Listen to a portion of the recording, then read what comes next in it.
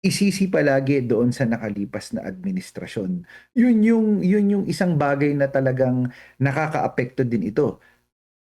Prof, nakatulong po ba sa kasalukuyan, lalo na sa messaging, yung panay banat sa nakalipas na administrasyon, sa apelidong Duterte, instead na harapin yung kasalukuyang problema? Kasi pag merong mga puna, sasabihin agad, ito galing ito sa mga DDS, supporter ng isang politiko, supporter ni Vice President Sara Duterte. So kumbaga parang ang binabanatan yung messenger o di kaya hindi yung mismong issue na kinakaharap ng kanyang kaya mas lalong hindi sila nakakakuha ng simpatya mula sa taong bayan kasi alam natin hati-hati talaga yung Pilipinas ngayon. Hmm. Maganda yung ipinunto mo, Sir Edmar, ano. Yung kada merong issue, babalik at babalik yung reference doon sa paraan ng kung papaano binabanatan yung nakalipas na administrasyon. Isisi palagi doon sa nakalipas na administrasyon. Yun yung isang bagay na talagang nakakaapekto din ito. Noong mga nakalipas na panahon, maaaring sumasakay o nagkakaroon pa ng kagat itong ganitong klasing naratibo. Pero kada ganun yung ginagawa nila, merong uusbong na panibagong issue na direkta mismo na involve o di umano o nasasangkot yung mga tao na nakapalibot dito sa mismong administrasyon na ito. At hindi siya natutuldukan.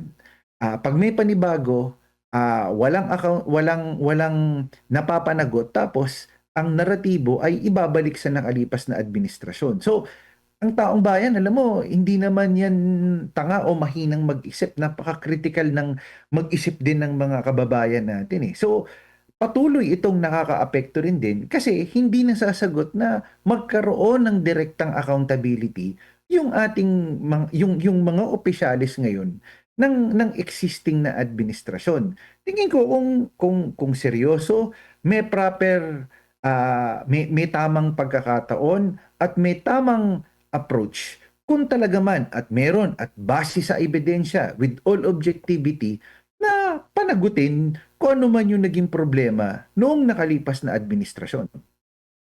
Opo, and kumbaga ang nangyayari kasi hindi na bago yung mga puna sa apelidong Duterte. Like halimbawa, yung dating Pangulo, yung EJK, yung tungkol doon sa kanyang war on drugs, hanggang ngayon na ulit-ulit pa rin yan. Pero still, bumaba siya sa kanyang pwesto na may mataas ang rating, ang kanyang anak ganun din yung mga akusasyon, yung sa kanyang confidential fund since 2023 ata, 2024 hanggang 2023, hanggang sa kasalukuyan, yun pa rin yung issue.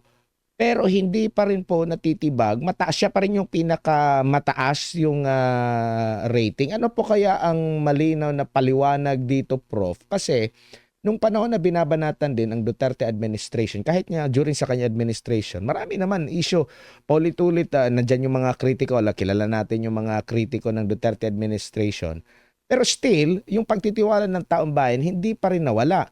Hanggang sa parang gumamit na sila sa punto na ay dahil sa pagkalat ng fake news, kaya ang tingin nila sa presidente kaya mataas yung grado na kanilang binibigay po sa mga Duterte. Ano po kaya ang nakikita nyo pong paliwanag nito, Prof, sa kabila ng mga paninira, yet Well, nananatiling matatag pa rin yung grado nila?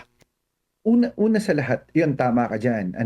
Labanan ngayon ng naratibo. So, gaano kahalaga na maging critical yung ating mga kababayan at ang taong bayan sa kung papaano nila mas mahihimay yung issue at sa kung paano nila mas mapag-iisipan yung mga isinusubo sa kanilang impormasyon o yung mga impormasyon na lumalabas.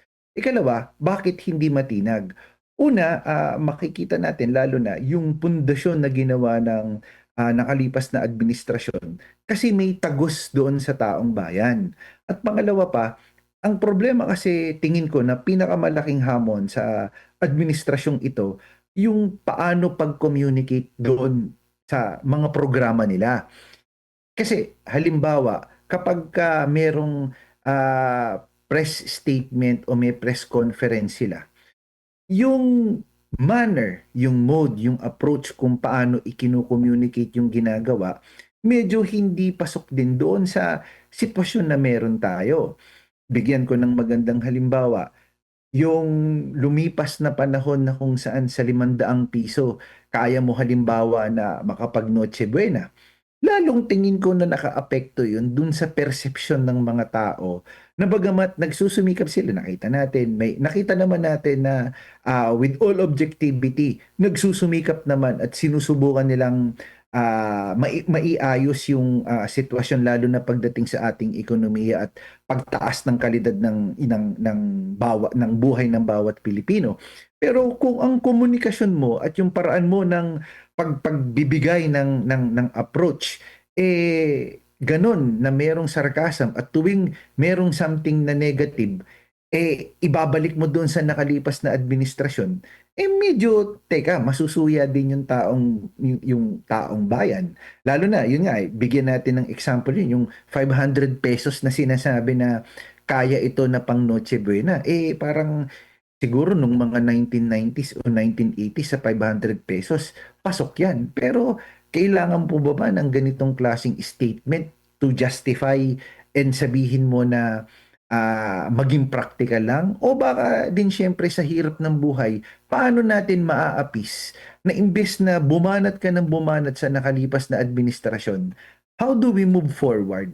How do we make people in this administration, for example, or not within the members of the administrative cabinet, make people now accountable, and how do we make the lives of the Filipinos, better moving forward? Yun yung isang tingin kong kulang na kulang kung papaano ikino-communicate yung ginagawa. Hindi yung, of course, yung manner or approach ng pagbigay nila ng komunikasyon. May sarcasm, may pagkukumpara, ang ibabanat, hindi po ba yung, tapos na yun eh. Ano ngayon? Kasi ito yung pangkasalukuyan. Di ba? Di po ba? So, yun lamang po. Opo.